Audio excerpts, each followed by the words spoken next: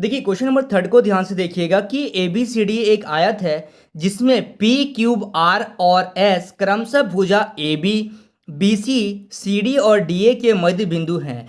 दर्शाइए कि चतुर्भुज P cube R S एक सम चतुर्भुज है। यानी कि सबसे पहले ये बोला जा रहा है कि ए बी सी डी एक आयत है और ए बी का मध्य बिंदु पी है, बी सी का मध्य बिंदु क्यूब है और सी डी का मध्य बिंदु आर है और ए डी का मध्य बिंदु एस है। तो हम लोगों को ये दिखाना है कि P क्यूब आर एस जो है एक सम चतुर्भुज है, ये हम लोगों को दर्शाना है। ठीक है, ये चीज समझ में आ रहा है। तो देखिए सम चतुर्भुज होता क्या है। अगर मान लीजिए P क्यूब आर एस एक सम चतुर्भुज है, ये सम चतुर्भुज तभी होगा जब समांतर चतुर्भुज के आसन भुजाएं जो होंगे वो बराबर अगर होंगे, आसन भुजाएं अगर समान होंगे, तभी ये क्या कहलाएगा, एक सम चतुर्भुज कहलाएगा। ठीक है, तो देखिए इस क्वेश्चन को कैसे सॉल्व करेंगे हम लोग, ध्यान से देखिएगा। यहाँ पर देखिए AC और BD जो है एक विकर्ण भी दिया गया है, तो इसको सॉल्व कैसे करेंगे हम लोग। तो सबसे पहले देख लेंगे कि त्रिभुज ABC में क्या देखेंगे कि जो P है वो AB का मध्य बिंदु है और Q जो है वो BC का मध्य बिंदु है। तो इसका मतलब P क्यूब जो होगा वो पैरेलल होगा किसका, AC का, और P क्यूब जो होगा वो आधा होगा किसका, AC का। सबसे पहला पॉइंट ये पकड़ेंगे। उसके बाद ADC को भी देखेंगे हम लोग। ठीक है, तो देखिए यहाँ से ध्यान दीजिएगा। सबसे पहले त्रिभुज ABC में P जो है वो भुजा AB का मध्य बिंदु है। ठीक है, AB का मध्य बिंदु है, ये हम लोग को दिया हुआ है, ध्यान से देखते हुए चलिएगा। उसके बाद Q जो है वो भुजा BC का मध्य बिंदु है। ठीक है, ये भी हम लोगों को क्या है, दिया हुआ है। तो अतः P क्यूब जो है वो पैरेलल है किसका, AC का, और P क्यूब जो होगा वो आधा होगा किसका, AC का। ये आ गया पहला पॉइंट। और यहाँ से हम लोग, ये कहाँ से आ रहा है, ये मध्य बिंदु से आ रहा है, मध्य बिंदु प्रमेय से आ रहा है। ठीक है, तो इसी प्रकार हम लोग देखेंगे अब त्रिभुज ACD में आपको क्या दिखेगा, ACD में ये दिखेगा क्योंकि S जो है वो AD का मध्य बिंदु है और R जो है वो CD का मध्य बिंदु है। ठीक है, तो इसी प्रकार S जो है वो भुजा AD का मध्य बिंदु है। ठीक है, ये हम लोगों को दिया है और R जो है वो भुजा CD का मध्य बिंदु है, ये भी दिया हुआ है।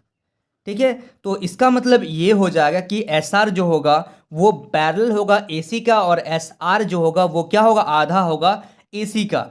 या तो अतः SR जो है वो पैरेलल है AC का। ये इस टाइप के क्वेश्चन हम लोगों ने करा था, ठीक है ना। और SR जो है वो हाफ ऑफ है किसका, AC का। ये आ गया इक्वेशन सेकंड। और ये आ रहा हम लोगों का प्रमेय 8.6 से, मध्य बिंदु प्रमेय का से। ठीक है, तो यहाँ से हम लोग ये देख लेंगे इक्वेशन 1 और इक्वेशन 2 से। यहाँ पे लिखेंगे कि समीकरण 1 तथा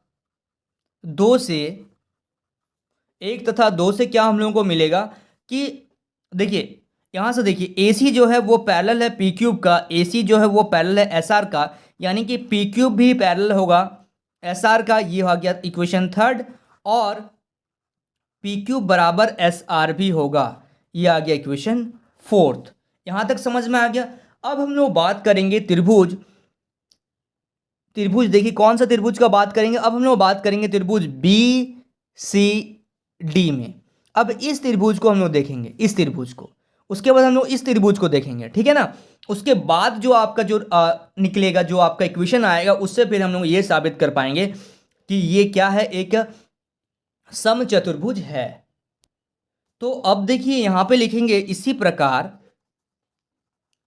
प्रकार त्रिभुज BCD में देखिए BCD में इसी प्रकार इस त्रिभुज में अगर हम लोग देखें, क्यूब क्या है, भुजा BC का मध्य बिंदु है।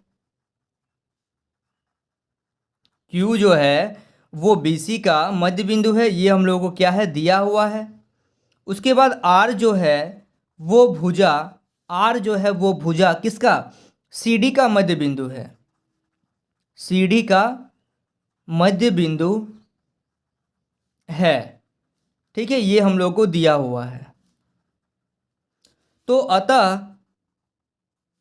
QR जो है वो क्या होगा, हाफ ऑफ होगा किसका, BD का। ये आ गया इक्वेशन हम लोग के पास कितना 5, और ये इक्वेशन 5 आ गया क्योंकि QR जो है, ध्यान से देखिए, QR जो है वो किसका है, BD का आधा है। ठीक है, और यहाँ से हम लोगों को एक चीज़ हम लोगों को दिया गया था, आगे जो इक्वेशन हम लोगों ने सॉल्व करा उसमें हम लोगों को एक चीज़ दिया हुआ था, दिया है, क्या दिया था कि AC जो है वो BD के बराबर है। ये इक्वेशन 6, AC जो है, देखिए AC जो है, AC कहाँ है, AC जो है वो BD के बराबर है। क्यों है, क्योंकि ये क्या था, आयत के विकर्ण जो होते हैं, आयत के, क्योंकि हम लोगों को तो प्रूव करना है ना कि ये क्या है, ये एक आयत दिया हुआ था, तो ये हम लोगों को दिया हुआ है कि आयत के विकर्ण जो होते हैं वो क्या होते हैं, बराबर होते हैं। ठीक है, तो यहां से ये बराबर हो गया। तो अब देखिए हम लोग बात करेंगे समीकरण किसका किसका, देखिए पहला, पांचवा और छठा से, 6 नंबर से, पहला, पांचवा और छठा से। तो पहला इक्वेशन को अगर हम लोग थोड़ा सा ध्यान दें, पहला इक्वेशन क्या था, P³ जो था वो हाफ ऑफ किसका था, AC था, पहला इक्वेशन, और पैरेलल भी था। पांचवा नंबर में क्या आता है, QR जो आता है ये हाफ ऑफ किसका है, BD का, एंड लास्ट जो इक्वेशन है वो AC जो है वो BD का बराबर है। इसका मतलब ये होता है कि P³ जो है वो QR के क्या होगा, बराबर होगा। यानी कि आप यहां से लिख सकते हैं P³ जो होगा वो QR के बराबर होगा। अगर इसका आसन भुजा क्या हो गया, समान हो गया, तो यहां से हम लोग क्या लिखेंगे, लास्ट लाइन में देखिए यहां पे लिखेंगे, अगर ये बराबर हो जाता है, भुजाएं अगर बराबर हो जाती हैं तो लिखेंगे अतः PQRS जो है एक समचतुर्भुज है, क्योंकि, ठीक है, क्योंकि एक समांतर चतुर्भुज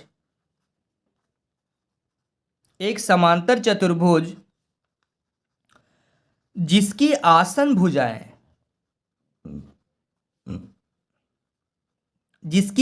भुजाएं क्या हो, समान हो, जिसकी आसन भुजाएं समान हो, उसे क्या कहते हैं, उसे हम लोग कहते हैं समचतुर्भुज।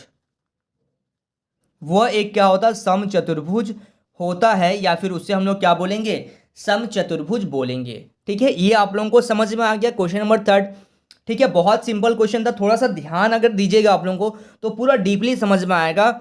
अगर आपको फर्स्ट टाइम मान लीजिए आप देख रहे हैं और नहीं समझ में आ रहा तो एक बार रिप्ले करिए, उसको ध्यान से देखिए, फिर आपको पूरा डिटेल समझ में आ जाएगा। ठीक है, चलिए, so students please note down this question.